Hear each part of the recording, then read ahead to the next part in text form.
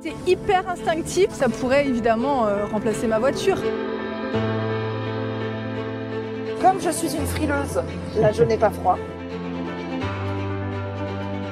Ils sont une solution concrète aujourd'hui. Et quand les gens vraiment s'en emparent, les testent, c'est comme ça que ça commence. Je suis ravie, puisque sans cette solution, je serais passée à côté d'un vrai contrat de travail. C'est une grande fierté d'économiser des tonnes de CO2, puis d'être pionnier, de permettre à ces véhicules de se développer, il faut les tester. J'aime bien quand c'est le Louis-Cycle. Il n'y a jamais eu autant d'intergénérationnalité que depuis qu'il y a le Louis-Cycle. Là, on a dépassé les 22 000 km avec. On s'en sert pour notre usage courant et même aussi pour les vacances. L'idée ici, c'est d'assembler cette année quelques centaines de véhicules, puis plusieurs milliers avec les créations d'emplois jusqu'à monter en cadence.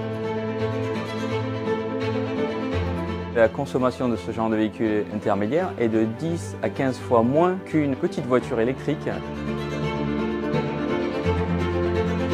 On a des citoyens qui se disent je vais pas attendre et je vais faire moi-même. On apprend énormément de choses, on se met en réseau et ça permet d'aller beaucoup plus loin. C'était assez rafraîchissant d'amener son cerveau à se détacher justement de ce qu'on voit dans les médias ou dans la publicité automobile. On a toutes les têtes qui se tournent en se disant mais qu'est-ce que c'est que ce truc-là? On a vraiment l'impression d'être des pionniers et d'inventer le futur.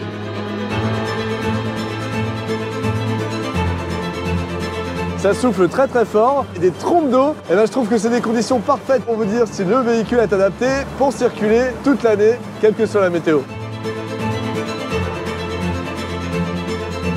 Aujourd'hui, je suis très heureux de prouver qu'on peut continuer à rêver, à voyager, à se déplacer, à être libre, et tout ça sans avoir besoin d'une voiture, sans besoin d'avoir une automobile. C'est la nouvelle aventure mobile.